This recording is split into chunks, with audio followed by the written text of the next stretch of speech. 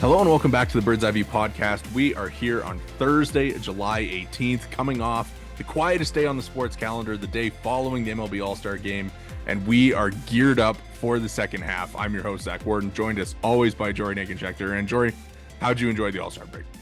You know what? I had a lot of fun watching NBA Summer League games, but I'm very much ready for the second half of Major League Baseball to get underway. Of course, the Blue Jays not super represented, with just Vladdy being the lone all-star and going 0 for 2, but there was some Blue Jays adjacent news throughout the past weekend. Yeah, but before we get into that, I mean, are you an all-star guy? Are you a home run derby guy? So I would say this: I wasn't an all-star guy growing up. I was normally away. But I think this year, especially with the Derby, I think I've gained a bit of a more of an appreciation. I think the drama, the suspense of this year's event in particular, specifically, I guess, on the first of all, on the home run Derby side. And then MLB also did a really great job selling me on tuning in because Paul Skeens was the starter, which was really exciting. So I actually think this year, by and large, kind of delivered. It wasn't the most exciting game. It never really is. It's an all-star game, but considering the all-star games that the other major sports leagues present, this is the closest thing to a competitive superstar, ultimate team game that we get. And I think in a lot of ways it delivered. Yeah, I think you got to look at like some of the individual moments when it comes to All-Star games, and like the Paul Skeens stuff was really cool. Mason Miller blowing 104 past Trey Turner. That was 104. Yeah. Did not know he had that in his bag. Shohei Ohtani hitting nukes, Jaron Getting Duran. Tungsten Armo Doyle, the only guy to generate any runs for the National League. I heard it was the first home run hit since the 1996 All-Star game. Yeah, per Bob Nightingale. All right.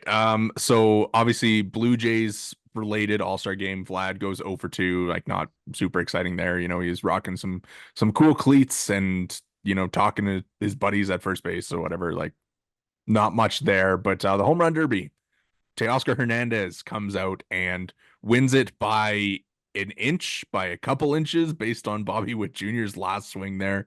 But really exciting for him, and Vlad wearing the Teoscar Blue Jays jersey, giving him the advice that seemingly like turned his derby around. I mean, a little bit of a FOMO there, I think, for Blue Jays fans. I think that's the best way to describe that one. It was a lot of fun watching it. I think that, I don't know what your timeline was like on Twitter, but or X, whatever. I think most of my timeline was pretty excited for him, pretty happy about it. There was, a couple salty messages here and there. Myself, I think I went, yeah, no word on if Eric Swanson was the batting practice pitcher there. But listen, I think of any former Blue Jay, Teo has got to be easily one of my top 3 in terms of personality and likability. And for him to win the Derby, for him to be on a national stage like that, to me is just so awesome. Like, this guy was not heralded as like a superstar, makes his second career All-Star game and wins the Derby. To me, this is just one of the coolest moments of the season, just flat out.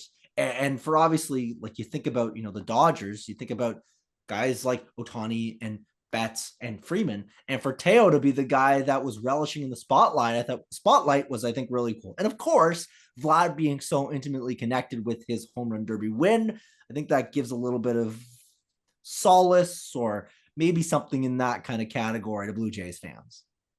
Yeah, how predictable is it that Teoscar Hernandez lands with the Dodgers and turns into the player? He basically reverted to the player that he was in Toronto. He's at 19 home runs at the break, which is one of the top measures in the league, which is why he's swinging the home run derby. He's got 126 WRC plus. He's slugging 475. Like, he's just been awesome this year, and I think to kind of cap off that year with the derby win was really cool for him. And what like the Vlad Blue Jays jersey, I couldn't tell if it was a Blue Jays jersey at first. Well, because I saw it initially. I saw something 7, and I was like, is he just wearing his jersey? But I also saw the Z at the end of it, so I was like, there's no way. And so I pulled it back up and rewound it, and it was like, oh my god, he's wearing a Teo jersey. And eventually, everybody kind of, I guess, caught on, whatever. Not that I was the only guy to make that observation, but like, immediately you knew that it was just like, oh brother,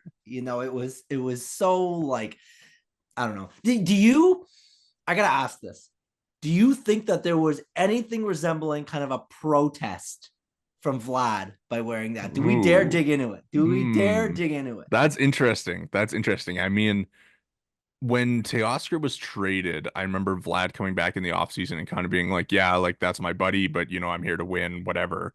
But I wonder if the way that things has turned out, or things have turned out, if Vlad is kind of like, hey, yeah, it'd be sick if we That still was had my this guy on our buddy. team. That was my buddy, and we're having trouble hitting, and look at this Like dude hitting. we don't really need to relitigate. Obviously, they traded 1 year of service time away, and he became a free agent. The Blue Jays made overtures during the offseason. So this isn't like they didn't have the opportunity to bring him back. This isn't really at this point. The trade tree is kind of dead in most respects in terms of like the Mariners go. But boy, would it be nice to have Teoscar Hernandez on the Blue Jays right now. Yeah, I think it was interesting. I think Shai Davidi wrote a piece where he kind of like linked all of the pieces that like him and Ben Nicholson Smith have written over the course of the season, where players have mentioned the Blue Jays offseason interest, and whether it's Matt Chapman, Jock Peterson, Teoscar Hernandez. I think there's somebody else in there too, where they all like were like, yeah, the Blue Jays kind of they were in there, but like they weren't overwhelming us with offers or paying a ton of attention. So I think it's interesting, again, like we've dumped on the offseason enough at this point where they did obviously didn't do enough. They didn't bring in enough offense, Justin Turner and IKF aside. But like it's just tough to when you think about that where there's a world that they bring back Teoscar Hernandez, and I would be curious to know what this Blue Jays team looks like with him on it. Yeah, I don't think Teoscar is the single guy to save this team. And No. also, we know why their attention was so diverted. They were hunting Yeah. down the greatest free agent, arguably in Major League professional sports history. But still, to walk away with two I guys mean, that I have mean not the contributed in Dodgers that ended up way, the and Dodgers ended up with both of them. I don't know, sure seems like it was doable by the Blue Jays, but was not in the cards. And now we look down a second half where the Blue Jays are likely to be shedding pieces. Yeah, it's been a season and there's more of it to go. It's what's safe to Are say. you not entertained? Are you not jacked up? Yeah, this has been man, it's so funny. Like, I mean, obviously Teoscar wins and everybody's like, of course, for just to pile onto this Blue Jay season. But Yeah, just what a just a weird, just everything that has gone wrong, Murphy's Law yeah, type of season. But yeah, we've discussed that at length. yes. We are here to preview the second half a little bit and kind of get into what the expectations are, I think, the rest of the way. Let me get this out of the way here. Are you expecting a playoff push from the Blue Jays the rest of the way? Well, I is there a stronger way to say absolutely not than saying I'm trying to think of the best like euphemism, the best like this horse has been dead. There is no horse in the Kentucky Derby at this point. This horse has been taken out back several weeks ago.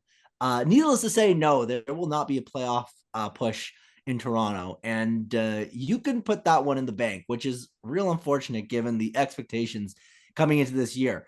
I think their playoff odds right now are still hovering in that like 2%, 3% range. This thing is done.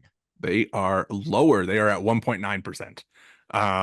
But yeah, they have the ninth toughest schedule in baseball the remainder of the way. I think we were kind of looking at the schedule before, and I think as you go through it, it's pretty funny to look at because yeah, you go through the schedule and you like read the names and you're like, oh my God. Oh my God. Oh, okay. That's oh my God. Like they're they go Detroit and you're like, oh, that's okay. And then it's like Tampa Bay, Texas, Baltimore is like, oh, well, maybe they can figure out a way to to pull out some of those games or whatever. And then but then from there they go Yankees, Well, like they and Baltimore, don't and forget it's they didn't do so great against Detroit the last time they were in a big series against them. Not to say that this upcoming series has much in the way of leverage.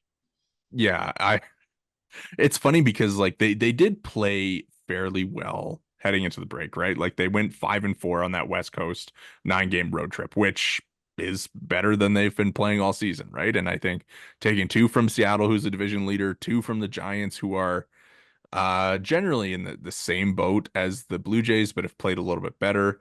And then the Arizona series where like you game one, they give it away again with just a awful performance from the bullpen. Game two is probably their least competitive game of the year, and then in game three, you blow a 7-0 lead and end up with an 8-7 win, like by the skin of your teeth after going up 7-0. It's just always something, and it just doesn't feel like they got it in them to go on a sustained stretch at all. No, and I was listening to Blue Jays Talk Plus the other day. I wish I remember the exact numbers, but they got to go. I think like they're 96 games into the season. They have to win like almost 60, I think, or they have to win like over 50 at this point. They have to basically win at a 650 winning percentage pace or something to that effect to get to, I think it was like 88 wins or something. I don't have the numbers in front of me. I don't remember exactly what it is. Needless to say, it's slim to none in terms of the actual likelihood of that happening.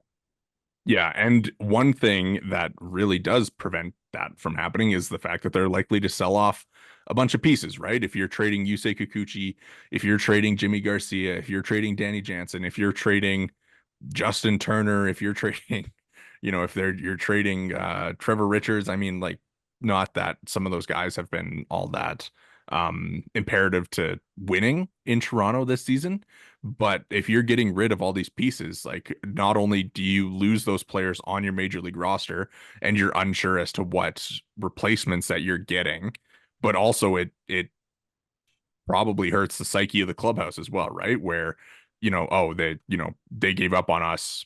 We don't have a great chance of winning here, especially as some of the younger guys will come up, right? And you'll get a lot more Addison Barger, a lot of Spencer Horwitz, a lot of David Schneider, a lot of Mason Fluharty, a lot of Connor Cook, like maybe Chad Dallas, Adam Mackel. Like, are those the guys that we're going to be seeing playing down the stretch? It seems likely. Listen, like we'll get into the deadline probably more over the next just under 2 weeks. Deadline, obviously, on the 30th.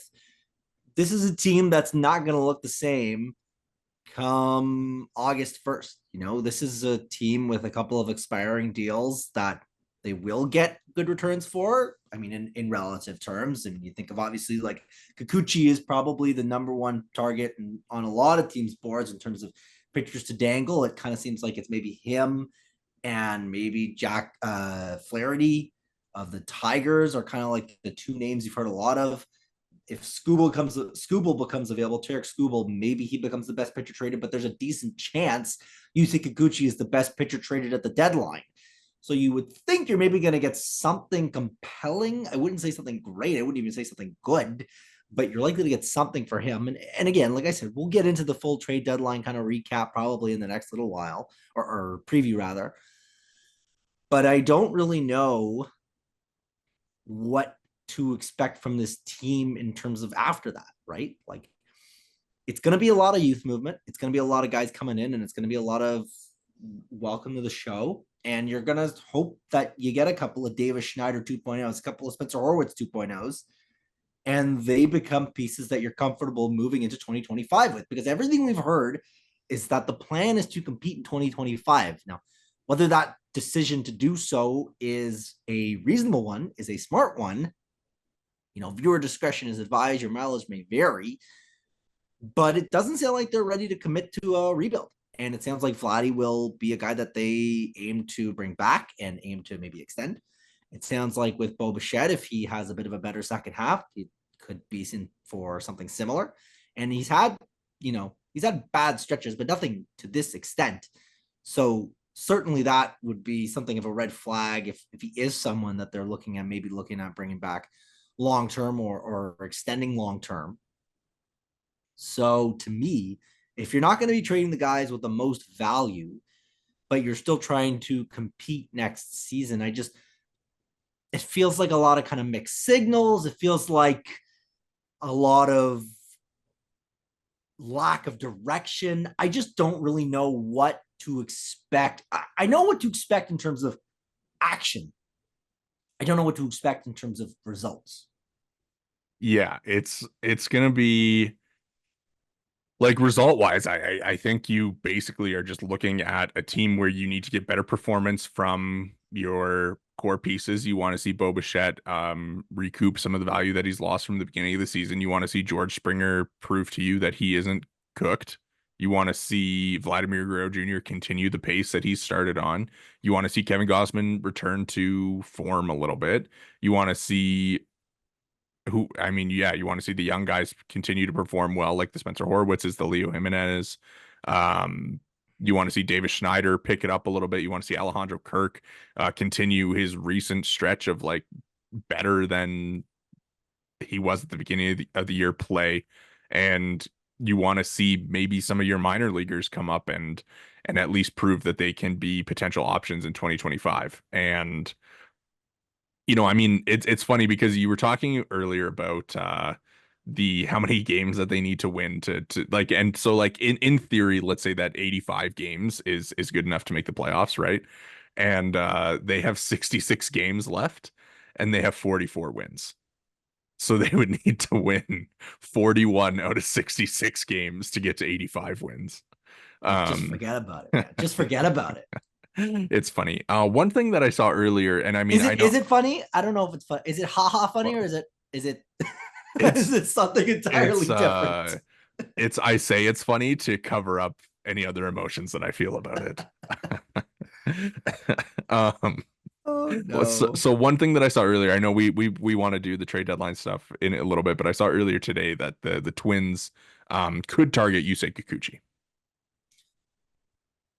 I mean, you've been beating the Eduardo Julian drum Yeah, I for a mean, number of I think that weeks. makes sense as a potential trade there. You get a guy who's seemingly blocked at the major leagues. He's been playing a little bit better in the minors since he got sent down. Um, is that the type of guy that you want for Yusei Kikuchi? I mean, like, is Edouard Julien all that different from Davis Schneider?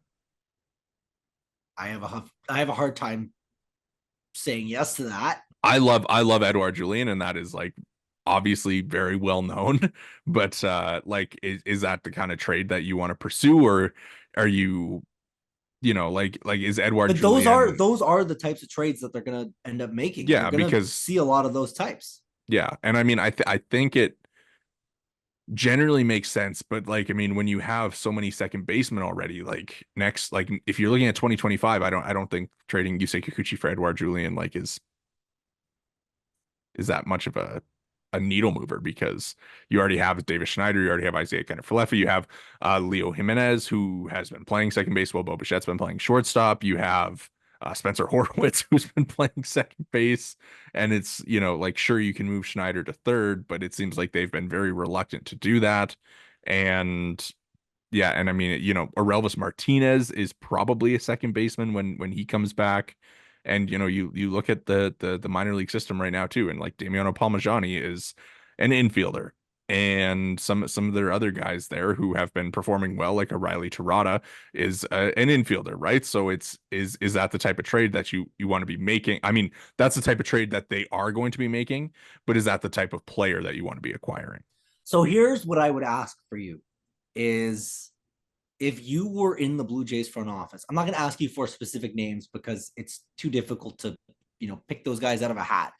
But if you were targeting infielders, outfielders, pitchers, or catchers, and it ends up being guys that are quadruple A, maybe could help next year, might be good, might not be good. Some guys will be Billy McKinney, some guys will be Teoscar Hernandez. Who and what position, rather? Like, what are you looking for?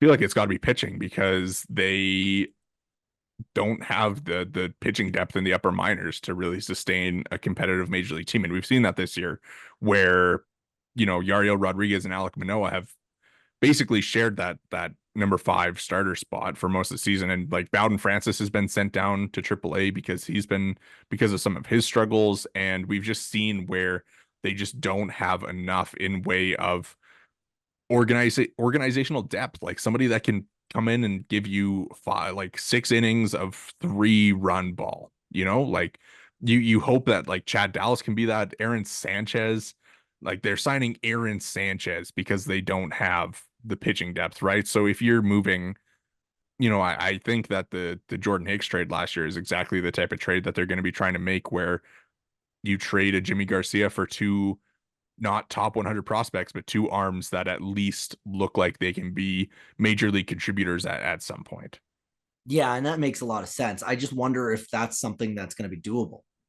Yeah, I'm curious. I have an interesting name that it's hasn't it would be kind of a weird trade, but like I mean, going if the Cardinals are looking for some pitching help, um, or pitching help, and if you are trading Danny Jansen, like Ivan Herrera, I think would be an interesting name. He's kind of in the profile as a younger guy who's been blocked at the major league level. So if you can bring in a catcher like that who could potentially be an option alongside Alejandro Kirk in the future, because the catching options this offseason are four. There is Danny Jansen, and then there is nobody else available as a free agent. So if you can grab a catcher as well at this deadline, like I think that would be a fairly productive move, because if you're betting on Alejandro Kirk carrying the load by himself in 2025, I feel like that's a pretty bad bet.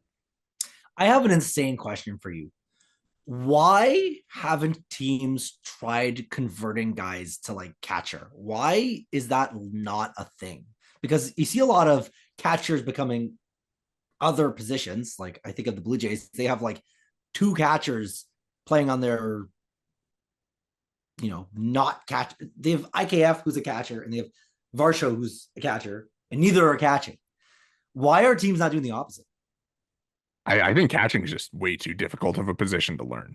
Like, who would you put back there on the Blue Jays? Like I like you're taking, they did so much position work with like Davis Schneider and Spencer Horwitz.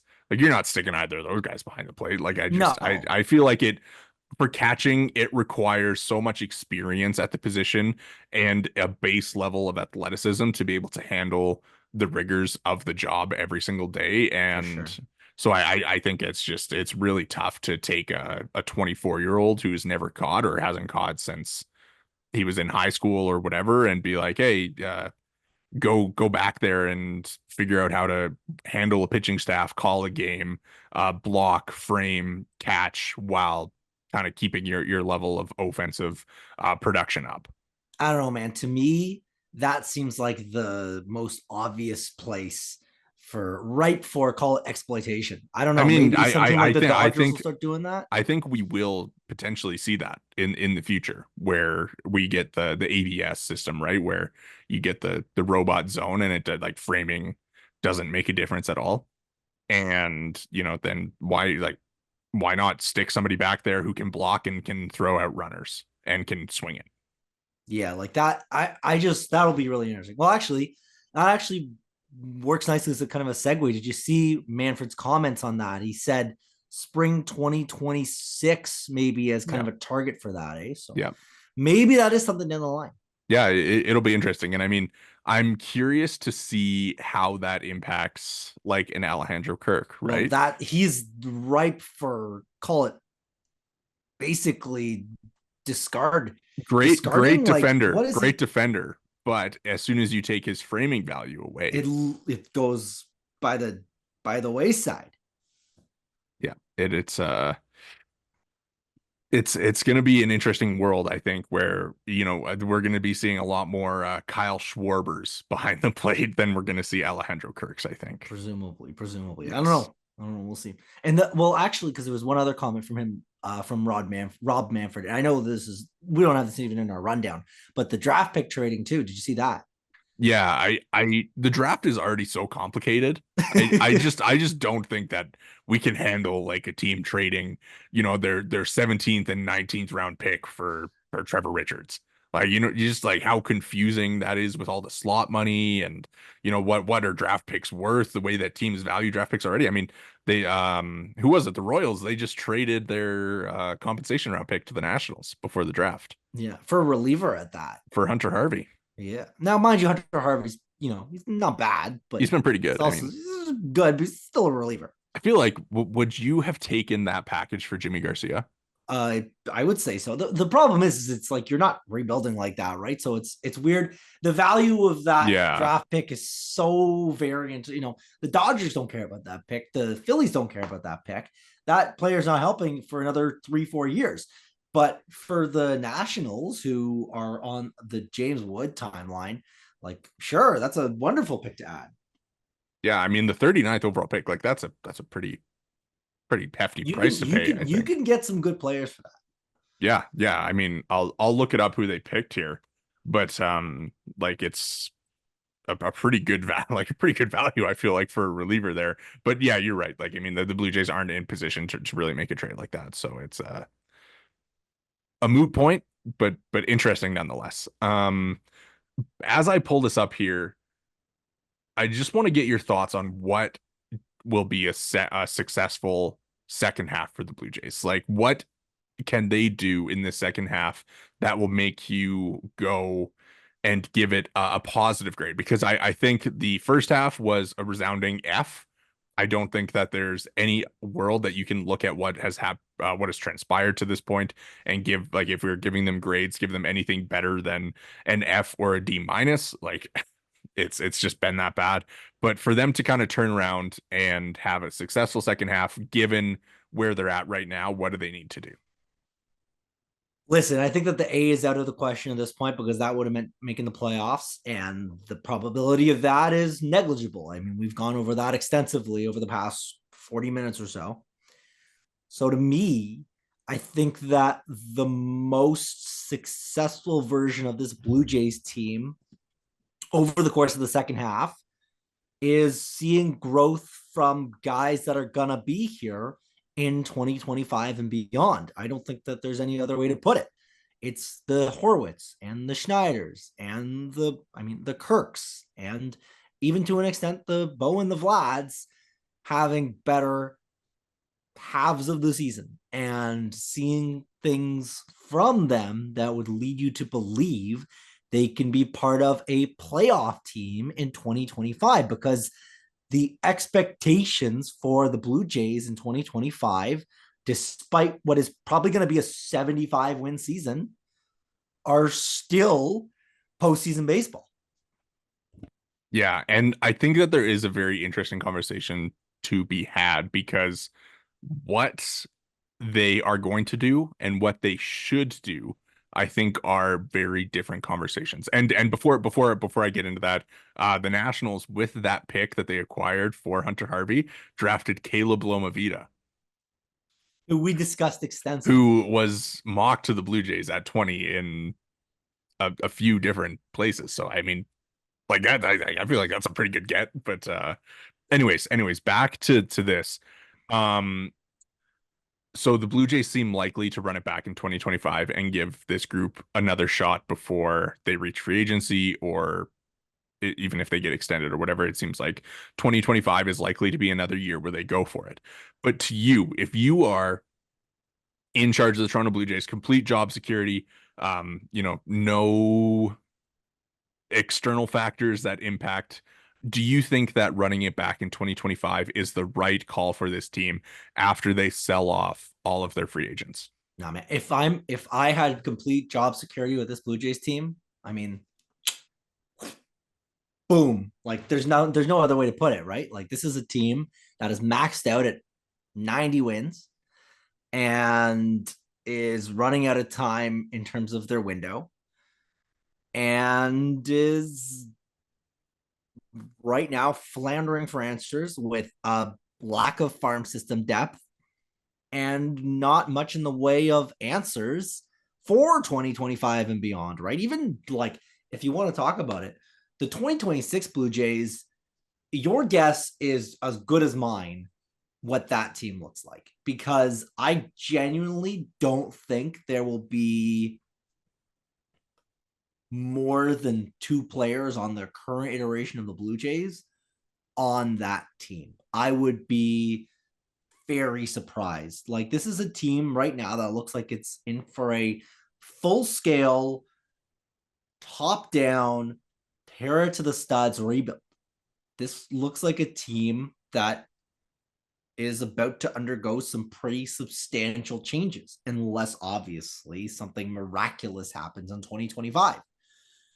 I don't know how much you want to bank on that. I don't know what the Blue Jays can add this winter that would help them change that.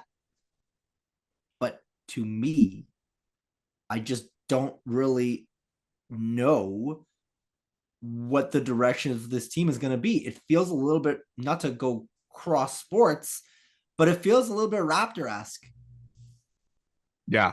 I mean, like holding on a little bit too long, right? And I think that if we've done it before, but I'm gonna do it again. If we run through what the Toronto Blue Jays um depth chart will look like next season based on who they have on the roster right now and what we expect them to do at the trade deadline. I mean, behind the plate, you got Alejandro Kirk. Backup catcher, no idea. First base, you got Vladimir Guerrero Jr. We can just do total infield. Vladimir Guerrero Jr., Spencer Horwitz, Relvis Martinez, uh, Davis Schneider. I guess you can. He's basically more of an outfielder at this point. Um, Bo Bichette, IKF, Ernie Clement, Leo Jimenez. And in the outfield, you got George Springer, Dalton Varsho. We'll put Davis Schneider there. And like fourth outfielder, TBD. You need a Pitching savior. wise, Yeah, you need a savior. Like Pitching wise, you got who's Jose Barrios, Kevin Gossman, Chris Bassett, Yariel Rodriguez, Alek Manoah, maybe at the midpoint of the season. And do you have confidence in any of those 30-year-old pitchers bouncing back or putting together career seasons, right? Like, I mean, that's what you would almost need from all of them. And I mean, Barrios has been, to put it simply, he's been not good since March and April. And I mean, it's not like we didn't see it coming, right? Like it was a sick story that he won AL Pitcher of the Month in the first month of the year, but he was also striking nobody out. So it's not like a big shock that he's been, he's had some regression come for him. Like shocking, right? When you strike out six guys per nine, that maybe the results aren't going to be that great going forward.